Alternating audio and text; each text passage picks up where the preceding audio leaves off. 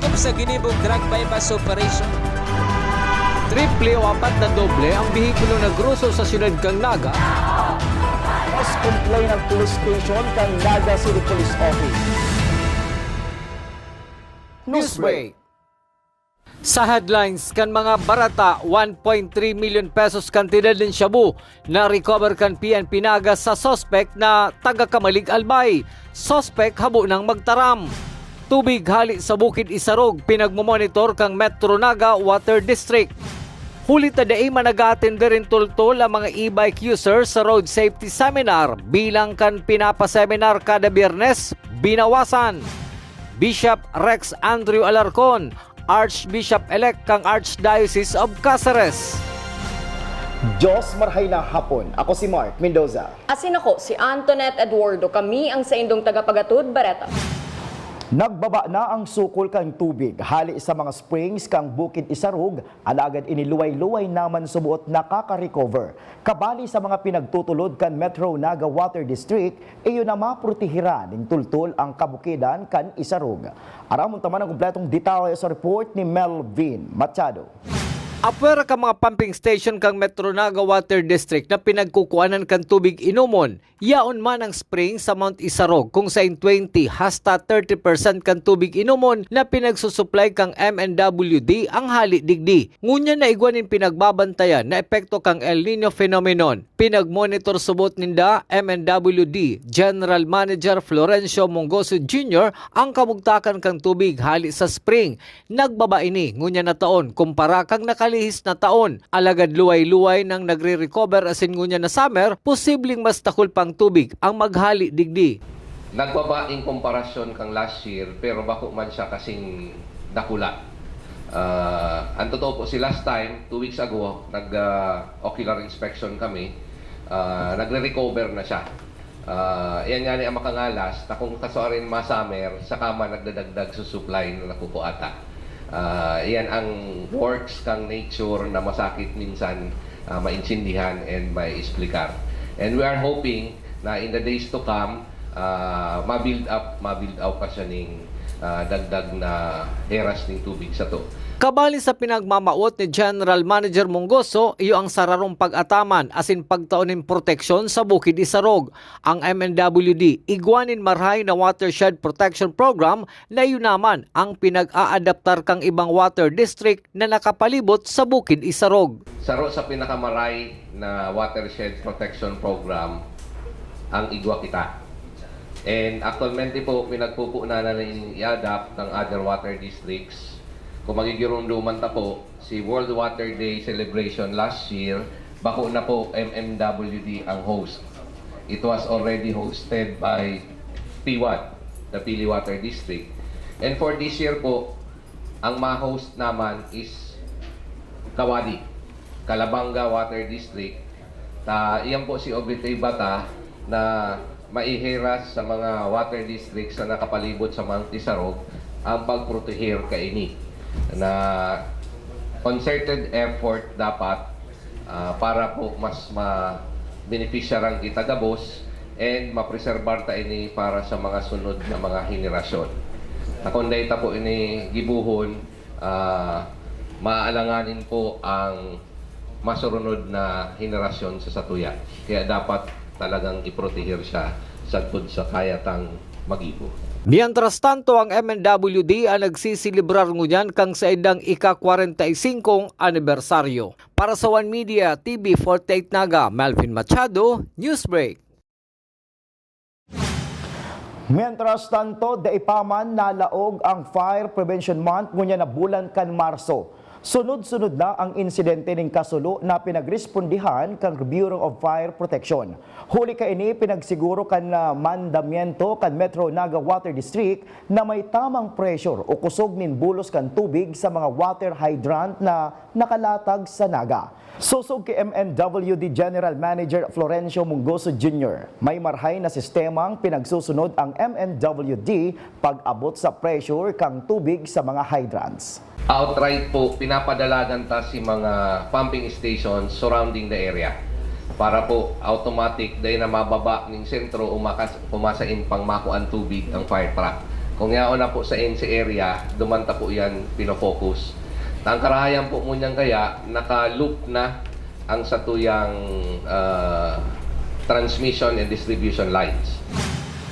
Padagos sa mga bareta, may napapaturog, may nakikiistoryahan asin may dai na talaga nagdadangog sa mga e-bike users na nag-aatindir sa road safety seminar kan lokal na gobyerno kanaga.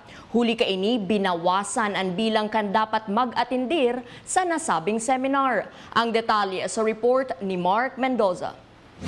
Ini ang pagtiripon sa Balatas Development Area kan mga may sadiri ng e-bike sa siyudad ning Naga. Ini man ang road safety seminar sa mga may e-bike sa Santa Cruz Event Center. Dai mababa sa 500 na may sadiri ng e-bike ang nag-aatindir. Sa obserbasyon ni Mr. Boboy Hernandez kang Naga City Bike Board, bako gabos nagdadangog sa indang pinagtutokdo. Tas few seminar mi inaabot ng 500 to 600, so kagulpian dyan dahil man talagang natutokdoan na dahil na nagpa-participate sa seminar. So nag-decide ang kami sa kang LTO na i-reduce ining mga nagpa-participate, mga 20 to 30 every session. So kung na session ko na aga, isang 9 to 12 saka 1 to 3. So one session every Friday. Kabali sa kaipuhan mag-seminar iyo si may mga bagong bakal na e-bike taga-Naga o naglalaog sa siyudad ning Naga. Asin para mabisto kung taga-Naga ang e-bike o hali sa kataid na banwaan, may magkaibang plate number sa buot na pinag-aadalan ang sangguniang panglungsod. So may pigpapanday mang ang itong plate number ninda.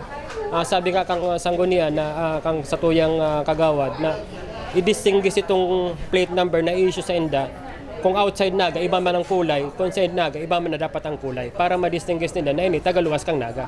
Matapos subuot ang serye nin pa-seminar kan lokal na gobyerno kang Naga, may nahiling naman na pagbabago sa mga naggagamit ng e-bike sa paagi kan tamang pagsunod sa ley sa tinampo. Mark Mendoza para sa One Media, TV48 Naga, Newsbreak.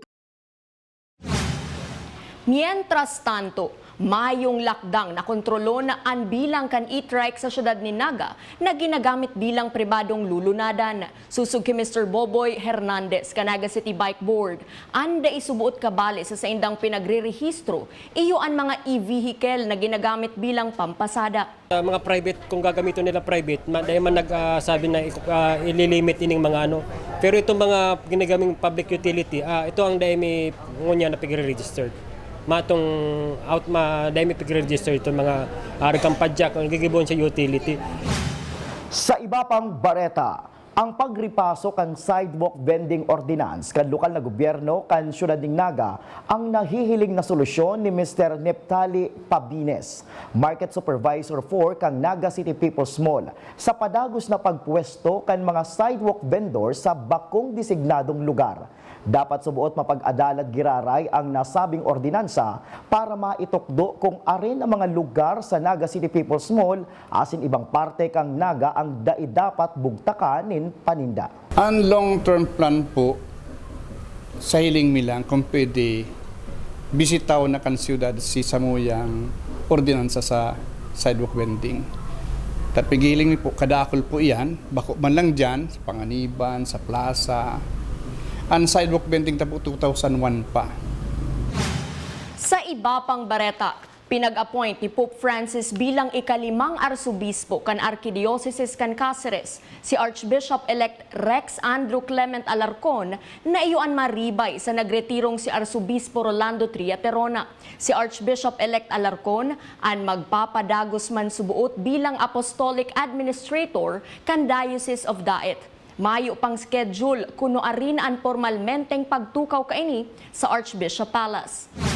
Sa pagbabalikan news break, 1.3 million pesos na kantidad din shabu na kumpiskar sa sarong sospek na taga-Albay. Iyan asin iba pang mga bareta sa pagbuwelta kan One Media TV48 Naga News Break.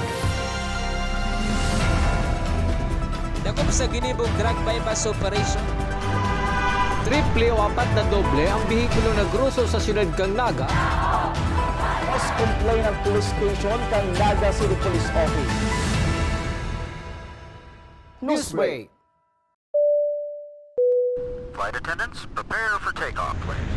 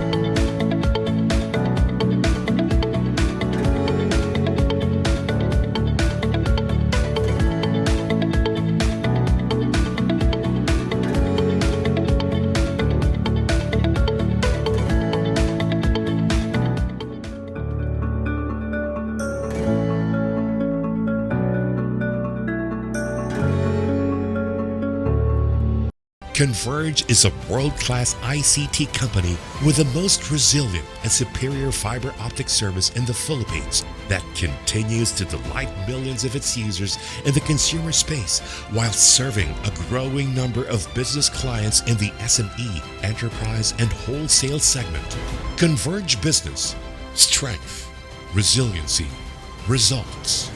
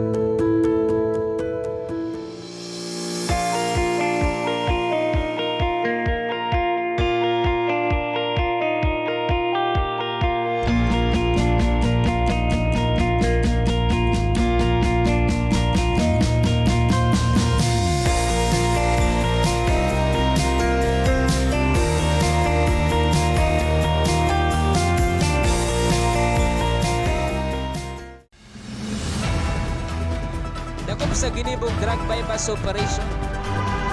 Triple o apat na doble ang bihikulo na gruso sa siyudad kang Naga. Mas complain ang police station kang Naga City Police Office. Newsbreak. Sa pagpapadagos kan mga bareta, ngunya na anhuring aldaw kan Satellite Registration Anywhere program sa sarong mall sa syudad ni Naga na nagpuon kasuudma. Apwera sa syudad ni Naga, igwaman kan kaparehong aktibidad sa Central Bicol State University of Agriculture na pinapanginotan kan Comelec Pili. Obheto ka nasabing aktibidad na matawan pagkakataon ang mga botante na makapagparehistro maski daay magpuli isa sa indang banwaan o probinsya. Sa satuyang police report, 1.3 million pesos na kantidad ning subuot shabu ang nakumpiskar asin na-recover kan mga tauhan kang Naga City Police Office sa suspect na taga Kamalig Albay na inot ng nabakalanin sarong not-tied plastic sachet ning subuot shabu na nagkakantidad 39,000 pesos. Matapos ang body search sa suspect, duwa pang plastic sachet ning subuot shabu ang na-recover digdi. Sa kabilugan, umabot na sa 200 grams ning subuot shabu ang nakumpiskar na illegal na droga sa suspect na habo naman magtaonin anuman na pahayag huli taigwan na subot siyang abogado. Sa iba pang police report, sa paaginin search warrant na aresto kan mga operatiba kan Pamplona Municipal Police Station, ang suspect na si alias Bunog, residente kang Zone 2 Barangay Tambo, Pamplona, Camarines Sur, matapos makuananin duwang pidasong plastic sachet na may pinagtutubodang shabu as in improvised lighter. Bago na aresto ang suspect, nagkaigwa mo na ninralamagan matapos magpurbar ining magdulag. Graduate Studies kang Naga College Foundation nag-atender ng seminar mapadapit sa digital transformation na nakasentro sa artificial intelligence. Ang detalles aramon taman sa report ni Mary France Lanuzo.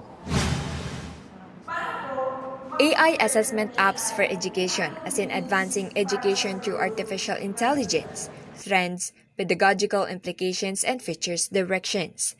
Iyan ang pinag-urulayan as in tinokdo kan mga speakers sa seminar kanakaaging Biyernes na pinaggibo sa Criminology Building.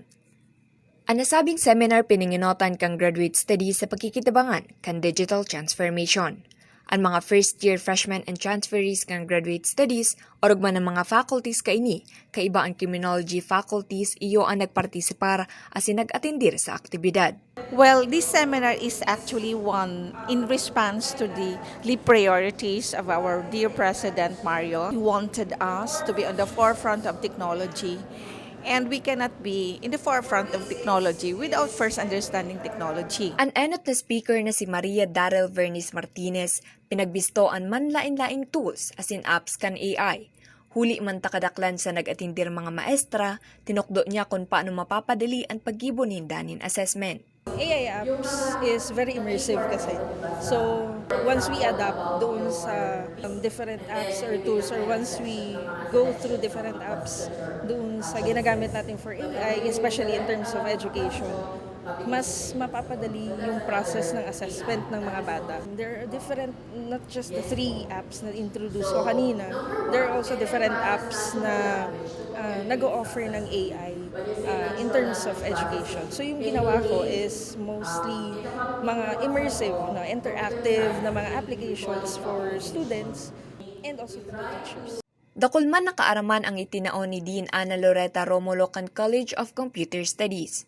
Siya ang ikaduwang speaker kung saan pinagiras niya ang dating gawi kan pagtukdok, asin tinawang pansin ang pinagkaiba kan traditional AI sa makabagong AI.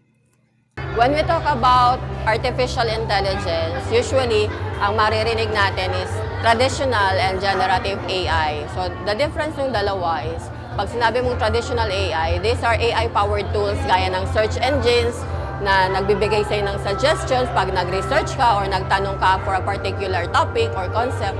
While generative AI, ang ginagawa niya is nag-generate or gumagawa ng panibagong content based doon sa tinanong mo or input mo sa kanya. So, kaya siya generative AI and then traditional. Saro man sa nag-atindir iyo si Venet Nicole Gregorio. Saro siyang maestra habang nagaklase sa graduate studies. Sigud sa iya, importante ang arog kay ning aktibidad ta arog na ngunya na panahon, nagagamit na maray ang teknolohiya kaya kaipuhan nindang maka-adapt asin makasabay sa mga estudyante. Dagdag pa ni Ms. Gregorio, dakulang tabang sa iya an AI. And during my review, I used AI for making flashcards. During my review, I enter some questions, then they generate questions rin. And every slides or every flashcards, there's the answer at the back. So AI helped me to pass my licensure exam. Katakod kaini, nagtuo man siya ni pagirumdom sa tamang paggamit kan AI. Use it moderately. So, hindi tayo pwedeng umasa lang sa AI para makapasa. Sabi nga nila, it's a tool. So, tayo ang gagamit noon, hindi yung gagamitan tayo ng AI. Para sa One Media TV48 Naga, Franz Lanuzo, Newsbreak. Asin yan ang mga bidang baretang nakalap kan mas pinakusog na puwersa kan One Media TV48 Naga. Day malingaw na i-follow ang samayang official Facebook fan page One Media TV48 Naga. Ako po si Mark Mendoza. Padagos kaming mahatudnin mga baretang garantisadong nangingenot asin napapanahon.